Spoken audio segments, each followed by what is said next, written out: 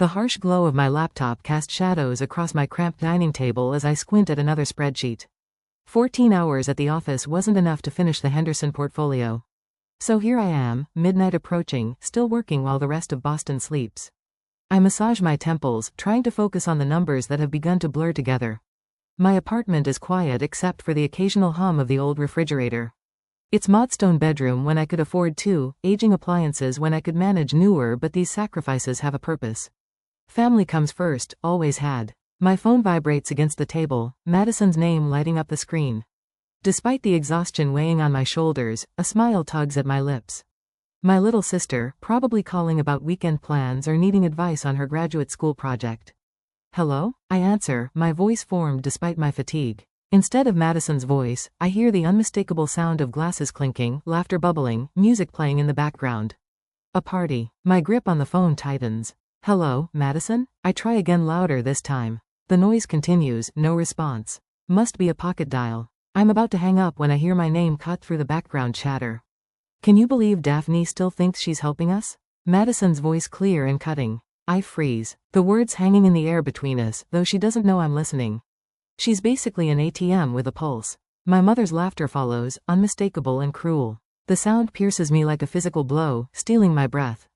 She owes us for not having kids or a husband. Caleb's voice joins in, slurring slightly. What else is she going to spend money on? I sink into my chair, unable to move, unable to end the call.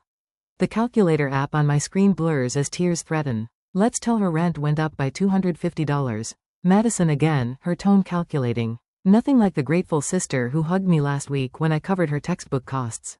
Get her to cover utilities and my spa days too. Mom's voice now, greedy and confident. Mom, who I've been paying $1,450 in rent for every month, who told me last week about her medical expenses that I covered without question. The worst part comes last. Spoken by Madison with such casual cruelty it makes my stomach turn. It's so easy to guilt her, she always folds. My hand trembles as I grip the phone. I can't seem to hang up, can't stop listening to this nightmare unfolding in real time. Tears slide silently down my cheeks, landing on the spreadsheet where I've been calculating how many more months until I can finally start my emergency fund again.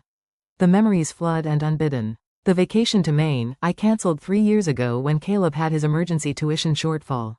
The dental work I postponed twice when Madison's car needed repairs that somehow cost exactly what I'd saved from my root canal.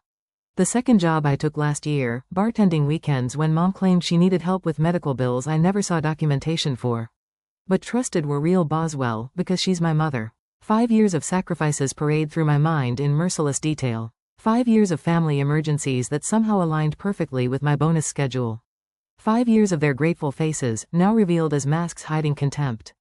I finally pressed the end call button, setting the phone down with unnatural care, as if it might shatter like my trust just did. The apartment feels colder suddenly. The silence heavier. I wipe the tears from my face with the back of my hand. My posture straightens almost of its own accord. Something shifts inside me past the hurt, past the betrayal. A calm clarity emerges. I've spent years analyzing financial data, finding patterns others miss. How did I miss this? I pick up my phone again. My fingers steady now as I type, "Hey, I think my phone glitched, weird signal just now. Everything okay?" The response comes quickly. All good. Just having dinner with Mom and Caleb. Talk tomorrow? No mention of a party. Another lie. So effortless it's chilling. I close my laptop, pushing aside the Henderson portfolio. It can wait until morning. Instead, I open a new spreadsheet, naming it something I should have created years ago. Exit strategy. The title stares back at me, both terrifying and liberating. For the first time in 5 years, I'm not thinking about how to help my family. I'm thinking about how to help myself. And they'll never see it coming. Thanks statements cover my dining table like fallen leaves, each one a record of my generosity or my gullibility. I've spent the past 3 hours meticulously cataloging every transaction, every dollar siphoned from my accounts over 5 years. The numbers stare back at me, cold and damning. $87,000, just in rent payments. My stomach twists as I trace a finger over the highlighted figures. That's not cow emergencies, the temporary loans, the birthday gifts, and holiday presents. The money I could have used for a down payment on my own home. A retirement fund, the dental work I keep postponing. How did I miss this? I whisper to my empty apartment. The radiator hisses in response. The only sound besides my ragged breathing. My laptop glows in the dim light as I type Madison's name into Facebook's search bar. I haven't checked your social media in months, too busy working, too busy supporting them. 3 scrolls down and my breath catches. There she is, cocktail in hand, lounging by a resort pool I've never seen. Weekend getaway, blessed. The caption reads, dated 2 weeks after she called in tears about her impossible utility bill that I immediately paid. I click through to mom's profile next. Linda Morgan, whose medical appointments have drained my emergency fund twice this year. Linda Morgan, who now smiles back at me from the chair of an upscale salon. Her fresh highlights costing more than I spend on haircuts in a year. Had to treat myself. New look, new chapter. The post is dated 3 days after I transferred $600 for what she called critical medical tests. My hands shake as I search for Caleb, my little brother supposedly buried in textbooks and struggling to make tuition payments. The evidence hits like a physical blow. Caleb in Las Vegas, arm around a girl I've never seen, captioned, study break. During the weekend he told me he couldn't call because he was locked in the library, cramming for finals. I close my laptop, unable to look anymore. The betrayal is too raw, too complete. Memory after memory resurfaces, now cast in the harsh light of truth. Last Christmas, dropping off carefully selected gifts at their door, Mom claiming she was too tired for me to come inside. The birthday dinner I arranged for Linda at her favorite restaurant where they left an hour early for a headache that didn't stop them from posting bar photos later that night. The promotion celebration no one attended because of car trouble. The pattern is so clear now, texts appearing only when bills were due, calls that never asked how I was doing, only what I could give. My phone buzzes on the table, Mom's name appears on the screen, and for the first time I feel nothing but a cold clarity. Daphne, honey, it's been ages. We're having a little family dinner on Sunday. Can you make it? My voice doesn't betray me as I accept the invitation, already calculating my next move. I'd love to. Should I bring anything? Just yourself, she says warmly, the same warmth I once mistook for love instead of opportunity. After ending the call, I stand before my bathroom mirror, practicing normal smiles, rehearsing casual responses. Oh, rent went up again? That's terrible. Smile, sympathetic nod. Another unexpected bill? That must be so stressful. Concerned frown but not too deep. I open my closet, pushing past the few nice pieces I've allowed myself. No, those won't do. I select faded jeans, a sweater with worn elbows. The illusion of struggle must be maintained a little longer. For dessert, I'll bring my chocolate cake, the one they always praise, but never quite appreciate I bake from scratch to save money. The irony doesn't escape me, as I write down ingredients I'll need. You've been supporting them for years. Eleanor's fork freezes halfway to her mouth, her salad momentarily forgotten as we sit in the corner booth of the cafe across from my office. I've paid their rent since Mom claims she couldn't work full-time after her back injury. The air quotes I make feel bitter, childish, but necessary. I've been living in that 1-bedroom apartment so they could have their 3-bedroom house. Eleanor's face shifts from shock to anger on my behalf. Daphne, that's exploitation. The word lands heavily between us. I've avoided naming it until now. My guest room is yours if you need space when this all comes out, she offers. Reaching across the table to squeeze my hand, whatever you decide to do. I thank her, throw tight with unexpected emotion. Having someone firmly in my corner feels foreign, precious. Later that afternoon, Michael from accounting stops by my desk. He survived his own family betrayal 3 years ago, parents who remortgaged their house in his name. He recognizes the signs in me. Remember, setting boundaries isn't cruel, he says quietly. It's the most honest thing you can do for everyone involved. That night, I find myself staring at old family photos. Dad with his arm around me at my high school graduation, his proud smile. Madison is a toothless 7-year-old clutching my hand on her first day of school. Caleb learning to ride a bike, my hands steadying him from behind. Were those moments real? Or was I always just a resource to them, even then? My phone rings. Mom again. You're bringing that chocolate cake everyone loves, right? Her voice is honey sweet, familiar in its manipulation. Of course I say, feeling the old guilt rising, threatening to break my resolve. Family is family after all. Maybe I've misunderstood. Maybe I hang up and play the recorded call again, their cruel laughter filling my quiet apartment. She's basically an ATM with a pulse. It's so easy to guilt her, she always folds. I close the photo album and straighten my shoulders. The doubt receives, replaced by something cooler, more determined. Sunday dinner is 2 days away. It's time they learn that ATMs can be permanently out of service. The familiar brick colonial looms before me, its windows glowing amber against the twilight sky. I pull my sensible sedan to the curb, cut the engine and sit motionless. This house, 3 bedrooms, 2.5 baths, with the rob-around porch Dad always wanted isn't mine. Though my name appears on every mortgage payment for the past 5 years. Just breathe, I whisper, gripping the steering wheel. My rehearsed smile feels like a mask already, tight and unnatural. The front door swings open before I reach the porch steps. Madison bounces out, all honey blonde hair and practiced enthusiasm. Daff, you made it. Her arms encircle me, squeezed firmly enough to convince. I catalog the details I once missed. The fresh manicure with intricate designs that couldn't have cost less than $80. The subtle scent of a perfume I recognized from the Nordstrom beauty counter. Wouldn't miss it. My voice emerges steady, betraying none of the tremors I feel inside. Mom appears in the doorway, arms outstretched, her smile wide, but eyes calculating. There is my responsible girl. The word lands like a slap now. Responsible. Code for useful. Hi, Mom. I allow myself to be folded into her embrace, noting the cashmere softness of her sweater against my cheek. Medical bills don't typically come with designer labels. Caleb appears last, offering a half-hearted side hug that lasts precisely 2 seconds. Ausace. I followed them into the living room I rarely visit despite funding. The walls are decorated with family photos: Madison's graduation, Caleb's high school football days, Mom's 60th birthday cruise. I scan for evidence of my existence, but find nothing more recent than my college graduation. 10 years erased, except for my financial contributions. Is that a new television? I ask, gesturing toward the sleek 65-inch screen dominating the wall. Last month Caleb had texted about being unable to afford his textbooks.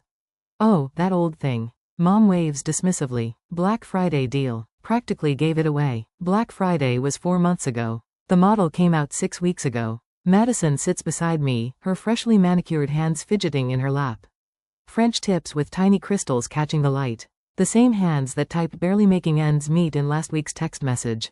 How's work? She asks, not waiting for my response before continuing. I've been absolutely drowning in my thesis research. Professor Saunders is being completely unreasonable about deadlines. The same Professor Saunders she tagged in Instagram photos from a weekend music festival 2 weeks ago. Best professor ever? Works fine, I answer simply.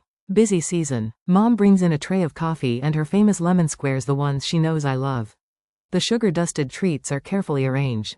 A sweetener for what's coming. They always feed me before asking for money. So, Mom begins after precisely 2 sips of coffee right on cue. Her voice drops to that familiar urgent tone. We've had some unexpected news. I take a bite of lemon square, buying time. 5 years of these performances and I never recognize the pattern. The dramatic pause, the concerned glances between them. The inevitable crisis that only my checkbook can solve. The landlord called yesterday. She shakes her head, eyes downcast. He's raising the rent. Again, $250 more starting next month. Madison's eyes widen on cue. We're already stretched so thin, daft. I've picked up extra research assistant hours, but it's barely making a dent. Research assistant hours that haven't prevented her from posting poolside margarita photos every Thursday afternoon for the past month. I'm worried about falling behind in school, Caleb adds right on cue. If I have to pick up more delivery shifts, my GPA will tank. His recent Vegas poker tournament winnings apparently insufficient for rent, though adequate for the designer sneakers he's currently wearing. Their glances telegraph between the mom's slight nod to Madison. Madison's eyes flick to Caleb. The synchronized dance of manipulation I now see with painful clarity. That's terrible, I say. My tone appropriately sympathetic. Didn't you just go to that spa resort last month, Mom?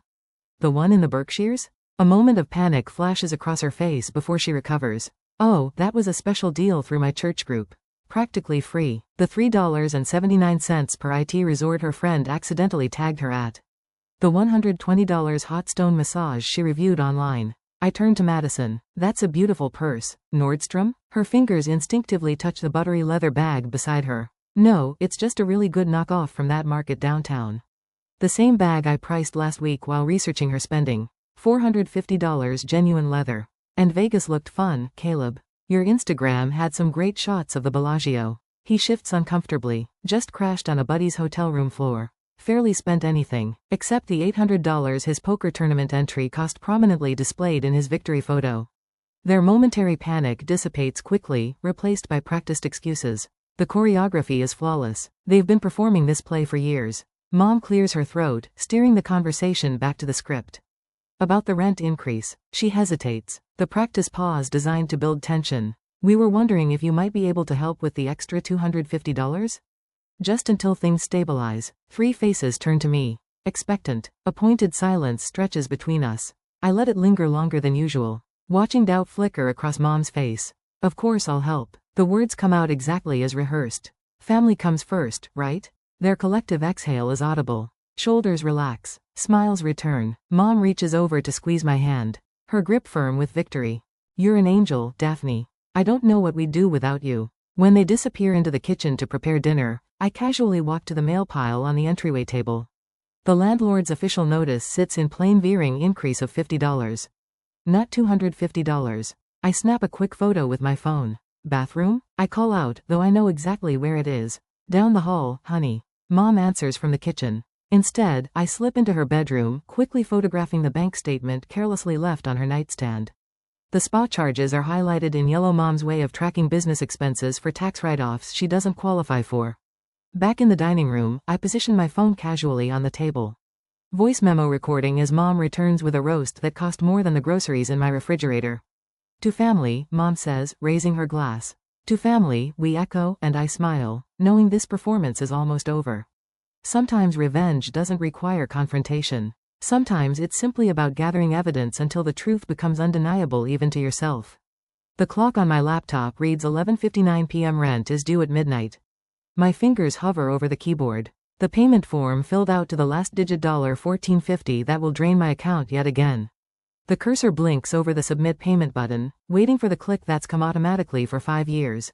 But tonight, something has changed. I think of the recording saved on my phone, ATM, with a pulse and close the laptop with a soft click that sounds like freedom. I power off my phone completely and place it in my nightstand drawer, burying it beneath a novel I haven't had time to read. The silence in my apartment feels strange, almost uncomfortable. For the first time in years, I am unreachable to them. Madison's first text arrives at 6:22 a.m. Hey, rent's due today.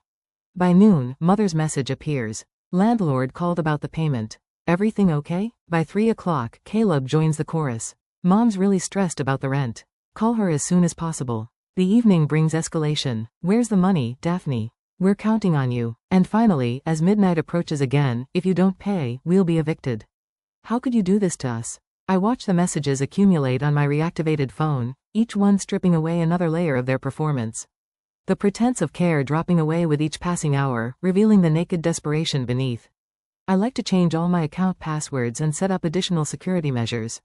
I tell the bank representative. Her name tag reads Janice, and her eyes widen slightly at my comprehensive list of requests. 2 hours later, I walk out with new cards, new pins, new online credentials, and the unsettling knowledge that Madison had attempted to access my savings account last Christmas something. The bank had flagged, but never reported to me. That afternoon, I methodically work through my list. I remove my credit card from our shared Netflix and Hulu accounts. I call the electric company to confirm I'm not listed on my mother's utilities, despite having paid them for years. I delete payment methods from Amazon and change the password. By evening, I've created a new email address and ordered a new phone number, a clean slate. Each step feels like dismantling a piece of the cage I've lived in. Is this really necessary? Eleanor asks when I explain my actions over coffee. I show her the spreadsheet of emergencies that aligned perfectly with my bonuses. They've taken almost $90,000 from me. I say the number's still shocking even to me. What happens when they realize, she asks. They already have, I say, showing her my phone screen with 37 missed calls. On the third day, I answer Madison's call. Where have you been? Her voice explodes through the speaker, raw panic stripping away her usual calculated sweetness. We need the money now. I sit at my small dining table. Spreadsheets of their financial lies spread before me like a roadmap of exploitation. I've been thinking a lot about our family dynamic, I say. My voice steady in a way that surprises even me. We don't have time for this. Madison's voice rises, edging toward hysteria. The landlord is threatening eviction. I'm making some changes in how I support the family. The words come out firm, a boundary made of sound. There's a shuffling. And then my mother's voice cuts in, sharp as a blade. Daphne, what's the meaning of this? I recognize the tone, the one that made me fold countless times. The voice of authority that now sounds hollow. In the background, Caleb pleads, then curses. I know the rent is actually $1,200, not $1,450. Silence. Complete and revealing. I don't understand what you're talking about, my mother finally says, but her voice has lost its edge. I think you do. I trace the number on my spreadsheet, $250 extra each month for 3 years. $9,000 in fabricated rent. I've been looking into a lot of things lately. You're confused. She attempts, but uncertainty makes her voice waver. No, Mom. For the first time in years, I see everything very clearly. Listen to me, young lady, she begins, but the authority in her voice rings false now. I'll be over tomorrow at 6, I interrupt. We can discuss new arrangements then. You can't just. Madison tries to cut in. I can, and I am. I hang up before they can respond. I sit with this strange, bittersweet feeling of having done something both terrible and necessary. The weight on my shoulders hasn't disappeared. It's transformed into something I can finally carry without breaking. My phone lights up again immediately. I silence it and look at the framed photo of my father on my desk. I'm still taking care of the family, Dad, I whisper, just not the way they wanted me to. For the first time in years, I think he might actually be proud. I park my car a block away from the house, me house, technically. Or at least the one I've been paying for. My reflection in the rear view mirror shows someone barely recognized. Back straight, chin up, eyes clear. No hint of the woman who spent years hunched over spreadsheets, calculating how to help a family that saw me as nothing more than an ATM with a pulse. The manila folder on the passenger seat contains every piece of evidence I've collected. Thanks statements, social media screenshots, text messages they never thought I'd see, a calculator showing the grand total, $87,452. My life reduced to a number they took for granted. You've got this, I whisper to myself. The words hanging in the still air of my car. The walk to their front door feels like crossing a threshold between my old life and whatever comes next. Through the window, I can see them pacing. Linda's hair is uncombed, Madison's mascara smudged, and Caleb's expression hovers somewhere between fear and fear. I don't knock. My key still works, though after today, I won't need it anymore. Their heads snap toward me when I enter. The eviction notice is prominently on the coffee table, the bold red lettering visible from where I stand. The house smells of desperation and burnt coffee. How could you do this to your own mother? Linda launches immediately, her voice cracking with practiced vulnerability. She's wearing the cashmere sweater I bought her last Christmas while she claimed to need money for winter utilities. Madison's eyes well, with tears on cue. Daphne, please, we'll be homeless. Caleb stands against the wall, arms crossed, hostile. Real nicest, real family-oriented of you. I place my purse carefully on the entryway table and step into the living room. My footsteps sound different somehow. Deliberate. The sound of someone who knows exactly where they're going. I'd like to play something for you, I say. My voice deadier than it's been in 5 years. Before they can protest, I place my phone on the coffee table and press play. The sound of clinking glasses and laughter fills the room. Then, Madison's voice clears a bell. Can you believe Daphne still thinks she's helping us? The blood drains from their faces as they hear their own words. Linda's laugh, brittle and cruel. She's basically an ATM with a pulse. Caleb slurred mockery. She owes us for not having kids or a husband. Madison again, calculating. Let's tell her rent went up by $250. Linda's greedy addition. Get her to cover utilities in my spy days, too. The final knife twist, Madison's casual cruelty. It's so easy to guilt her, she always folds. Linda lurches forward. Turn that off. I raise my hand and she freezes. It's the first time in my adult life I've silenced her with a gesture. No, I say simply. You're going to listen. All of you. I pull out the bank statements next, laying them methodically on the table. The rent on this house is $1,200 per month. For 5 years I've been paying you $1,450.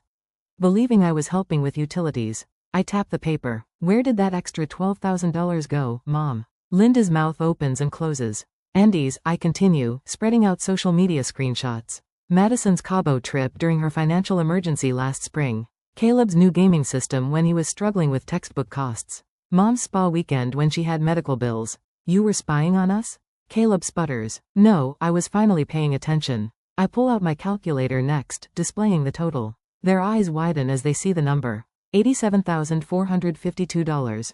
That's what I've given you over 5 years. Not loan given. While I lived in a 1-bedroom apartment with aging appliances and postponed dental work. While I took a second job bartending weekends. Madison tries to interrupt, but I continue, my voice gaining strength. I'm done being your ATM. As of today, there will be no more financial support of any kind. The panic in their eyes is immediate and visceral. You can't do this. Linda says, her tone shifting from accusation to bargaining. We're family. The eviction notice gives you 2 weeks. I say, unmoved. I suggest you start packing. We'll pay you back. Madison offers desperately. We just need a little more time. This isn't about the money, I say. It's about the lies, the manipulation, the mockery. Caleb steps forward, his stance threatening. So that's it? You're just cutting us off? Yes, I reply. The simplicity of the word almost beautiful. I reach into my pocket and pull out my house key, placing it on the table with a soft click. Family isn't measured by what you can take, I say, looking at each of them in turn, but by what you freely give. Linda scoffs, but there's fear behind her eyes. He'll regret this, Daphne. He'll be all alone. For the first time in 5 years, I smile a genuine relief. I already was. I turn and walk toward the door, my steps lighter with each foot forward. Behind me, their voices rise in protest, bargaining, threats. I take out my phone and, with 3 quick taps, delete their contact information as I cross the threshold. The spring sunlight hits my face as I close the door on that chapter of my life. The weight I've carried for years lifts from my shoulders, and I take my first deep breath as someone who finally understands that saying no can be the most powerful form of self-respect. Sunlight streams through floor-to-ceiling windows, casting golden patterns across my hardwood floors. I trace my fingers along the rim of a delicate porcelain teacup, part of the set Grandma left me that spent years carefully wrapped in storage. Too precious to use, I told myself. But today, like every day this past year, I choose differently. Are you sure I can't help with anything? Eleanor calls from the living room where she's arranging a bouquet of fresh tulips, bright yellow, like the throw pillows I splurged on last month. Just relax, I answer, sliding a tray of appetizers from the oven. You've done enough. My apartment echoes with laughter as Michael arrives, wine bottle in hand, regaling everyone with his latest courtroom victory. His baritone fills spaces that once held only silence and spreadsheets. A year ago, my dining table groaned under the weight of financial calculations and family obligations. Now it boasts a spread for friends who expect nothing beyond my company. When the doorbell chimes, I welcome Lydia, my mentor from Eastern Investment Partners, who saw potential in me once I had space to grow. After her comes Marcus from the community center where I volunteer Tuesday evenings, my helping nature channeled productively, not parasitically.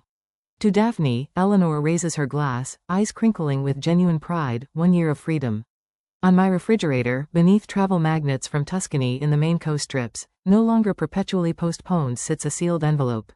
Linda's handwriting, unmistakable after all these years. It arrived 3 weeks ago, still unopened. The anxiety it once would have triggered has mellowed to mild curiosity. My phone occasionally displays Madison's blocked email subject lines, promising accountability, but body text undoubtedly lacking it.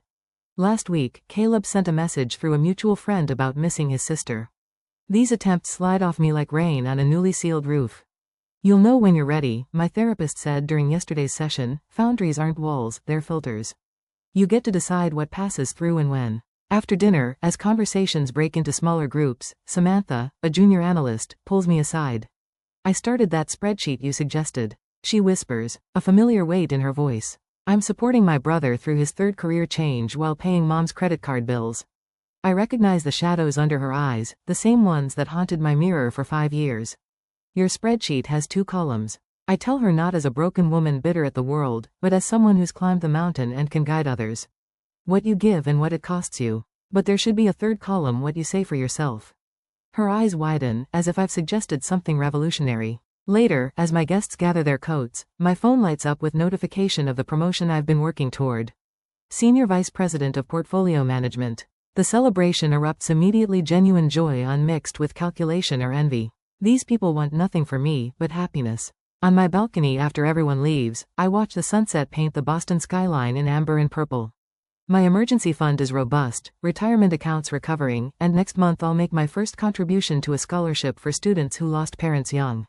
I open my journal, fingers tracing the leather cover worn smooth by nightly reflections. Today marks 1 year freedom. I choose to help, not to be used. The horizon spreads before me like an unwritten story. Somewhere across the city, my blood relatives continue without my subsidies. But here, in this space I've reclaimed, I've learned a powerful truth. Sometimes the family you need isn't the family you were born into.